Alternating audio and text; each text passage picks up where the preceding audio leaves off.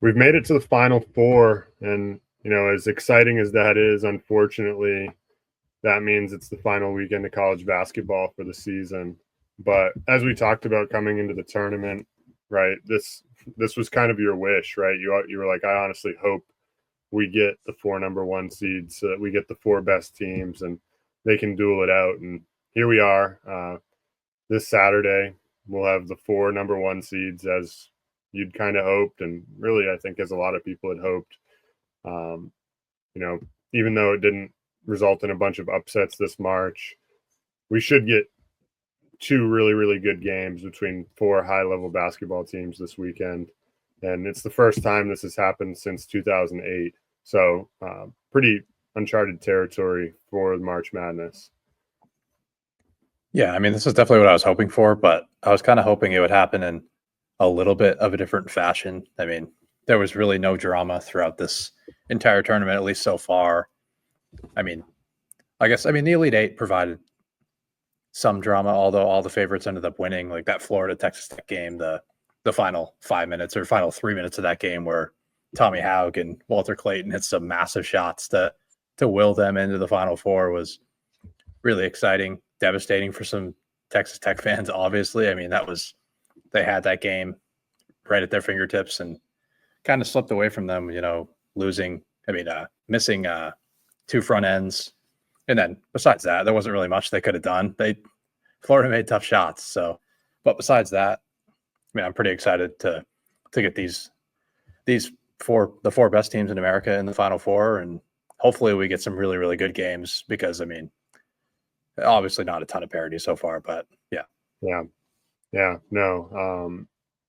And looking at this game, we'll start with the first game, right? Florida Auburn. This one at 6:09 on Saturday night. Florida comes into this game minus 2.5. Torvik actually projects this line at Auburn -1. I don't know if that spread may be taking into account Janai Broom going down in the Elite Eight. I know he did try to come back in and play. He looks still a little banged up, so we'll see what his status is as the week goes on. But Florida -2.5 is where the number sits right now.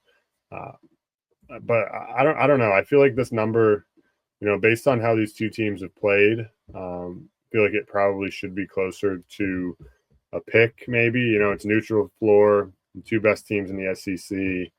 But I don't know. Like both these teams have really played uneven basketball throughout this tournament. Like nothing has really seemed to come easy, and it never comes easy in March, regardless. But Florida's had to pull off a couple kind of miraculous comebacks. It didn't seem like they were going to win that UConn game, and then the other night, obviously, was very much the same. Except on a bigger scale. And then Auburn, I guess, I thought they were dead against Michigan, and they ended up finding a way, went on a ridiculous run, 26-8 or whatever it was. So both teams have kind of played a little bit uneven, but obviously, they're the best teams in the country for a reason, and that's why they're here in San Antonio this weekend. Yeah, I mean, they've definitely shown that they're both vulnerable in their own ways, and I think it was Auburn a little bit on the defensive end, and it just looked like at times that they weren't all that engaged. But you saw them against Sparty today or a few hours ago that they were locked in defensively at the beginning of that game, just made Michigan State's life hell early on. And when they're engaged with all those athletes on the wing that they have, they're obviously one of the best defenses in the country, and I would assume you're going to be really engaged in a Final Four matchup. So I expect their defense to play up and play a lot better than it has in the past. And for Florida, I mean, it's been, I guess turnovers have been a little bit of a problem, although they've been pretty good in that area all year long. I think the lack of a true point guard presence has made them like a tad vulnerable on that end, and defensively getting run off screens a little bit, those bigs getting moved out in space against smaller four men, like UConn and Texas Tech, with Darian Williams and then Alex Caravan for UConn. They were able to run those guys off screens, and Williams was able to take Haug off the bounce and in the post-up game a little bit. So I think they showed some vulnerabilities there, but Auburn doesn't really like they're not going to run Janai Broom off screens, off pin downs, or anything like that. So that it's not really all that much of a concern. But when you look at this matchup, I think it starts and it ends with Janai Broom on the offensive end of the floor. Florida, they don't double down in the post, or they really try not to. But like you saw with how they defended Darren Williams and JT Toppin in that game in the Elite Eight, and those guys had their success. I mean, Toppin, like he missed a bunch of shots that he shouldn't have, but Williams was super efficient, and they still Florida didn't really show any signs of wanting to double down. And in that first matchup against Auburn, in which they won, I mean, Janai Broom shot 8 for 19. He was still kind of running on that bum ankle, but now I mean he has his right elbow is a little bit messed up, so maybe that's a factor here, and he's not going to be as efficient. But if he's extremely efficient in this game, in the one-on-one game, I think he would draw Tommy Howe, because I don't really know. You could put Chinyelu on him, but that would get a little bit dicey with who takes Cardwell for rebounding purposes. But I think Broom, if he has success and they're forced to double down, it's gonna open up a lot of catch and shoot opportunities for these Auburn shooters that I would say, for my money, is probably the best group of shooters in the entire country. And also their ability to score in the ISO game is, kind of second to none. I mean, I trust Todd Pettiford, Denver Jones, Chad Baker-Mazara to go get their own as well. But if they're getting open looks, I think it's going to be a really tough time for this Florida defense. But if they're able to hold their own and, hold Janai Broom to an 8 for 19 type of day, I think Florida has a really good chance of winning this game, because if they're able to get those stops, Florida's going to be able to get out and run and generate a lot of opportunities in transition, which they did in that first matchup. I believe they scored 16 points in transition against Auburn in that match, and that was ultimately the reason why they ended up winning that game. Auburn's transition defense isn't the greatest. They give up transition at a pretty high frequency. I think they're in the 60th percentile in transition opportunities allowed per synergy, and it's because when they run those two bigs out there, they kind of struggle to get down the floor at times, and Florida's mobile bigs can kind of beat them down the floor. So if Florida can generate stops, they're going to have opportunities to score at the rim in transition. And if they can get Auburn in some foul trouble, trying to score at the rim, I think that creates even more issues for this Auburn defense. Like Cardwell in that first matchup got into a ton of foul trouble. I think he had 4 fouls, only played 24 minutes. So if Auburn has to play smaller, Florida's going to have a ton of success at the rim and getting on the offensive glass, which is probably going to break down this Auburn defense to an extent. So there's a lot of, contrasting things going on in this game. And I think really the main thing is, can Janai Broom be, National Player of the Year level? And if he can, I think Auburn absolutely wins this game. If he's not, I think Florida has a really good chance. Yeah. My main concern right now with Florida honestly kind of lies on the offensive end. I've felt like for the last three games anyway, that offense hasn't necessarily come super easy. I felt like some of their offenses honestly felt like it's kind of come by accident. They've relied a lot on like skill shots and not a whole lot of like actions that are generating good looks. They just swing the ball to the wing and like relying on a guy to make a play off the bounce or knock down a tough shot or making their bigs have to, make tough ones over opposing bigs. And quite honestly, like I don't trust Rubin at the rim really that much at all. When he's back to the basket, like, they tried to go to him a couple times when they were searching for offense against Texas Tech the other night, and like it ended pretty poorly.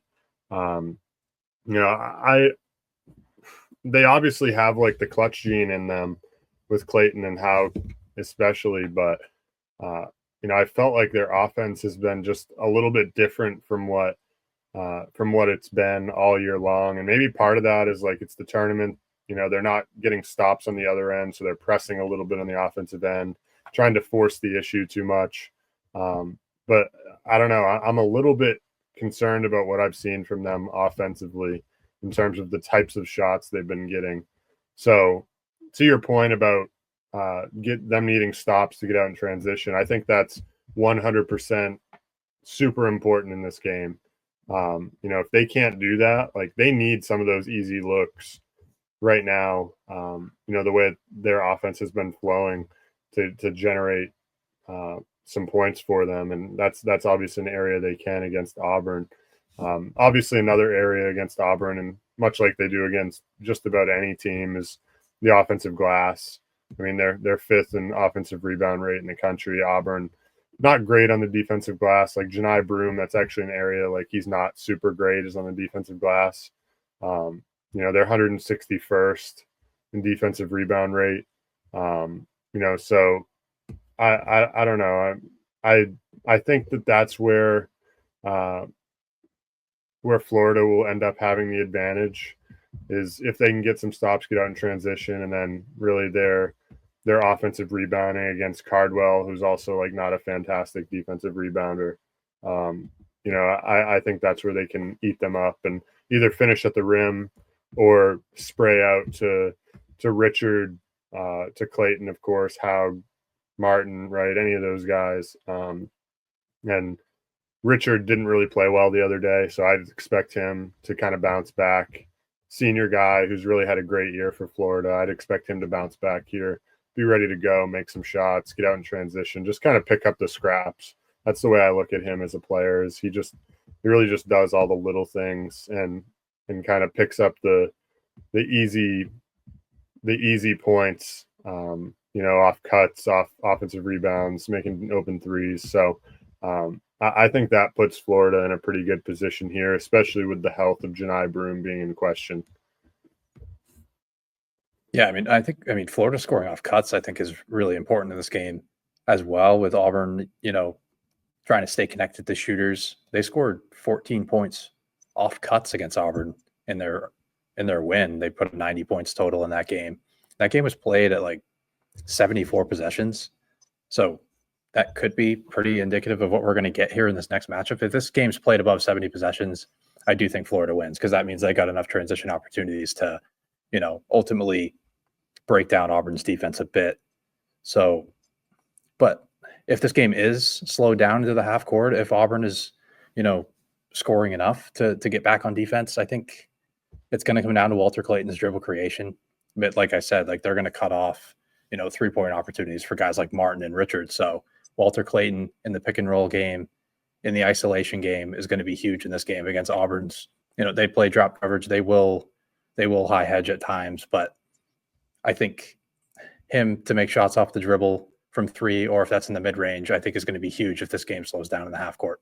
But ultimately, I probably will take Auburn because I kind of trust Janai Broom to have enough efficiency in the one-on-one post-up matchups. Like if Darian Williams can do it in the post, I definitely trust Janai Broom to do it. And if they're going to have to send a second guy, I just think it's too much for Florida's defense to handle in my eyes.